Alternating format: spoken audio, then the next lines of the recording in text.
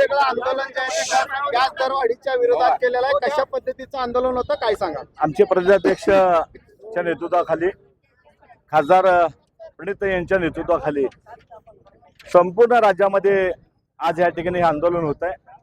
आपण बघताय की जे गोरगरीब आहेत यांना झळ बसते आहे, चटके बसत आहेत. 70 रुपयांनी या ठिकाणी घरगुती गॅस महाग झालेला आहे. आणि जे व्यापारी आहेत आपण बघताय की त्यांना तर गॅस असा बंद झालेला आहे.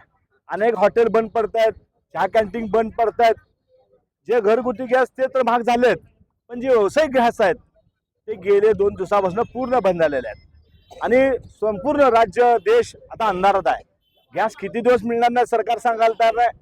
सरकार एकीकडे खोटं बोलतं. राज्य सरकार असेल केंद्र सरकार त्यांनी सांगितलं की कुणालाही ह्या राज्यामध्ये देशामध्ये गॅस तुटवडा पडणार नाही, सगळ्यांना गॅस मिळा जाईल. तुम्ही इकडे सांगता की गॅसची आपल्याला कमतरता नाही आणि दुसरीकडे बघता की सर्व हॉटेल या ठिकाणी बंद होत आहेत.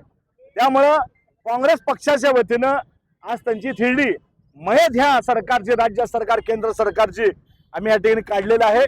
अशा पद्धतीने जर लोकांना ते छळत असतील, तुम्हाला जर कारभार करता नसेल तर तुम्ही खुर्च्या खाली त्या राजीनामा देऊन टाका, अशी काँग्रेसच्या वतीनं आम्ही त्यांना या ठिकाणी इशारा देतोय.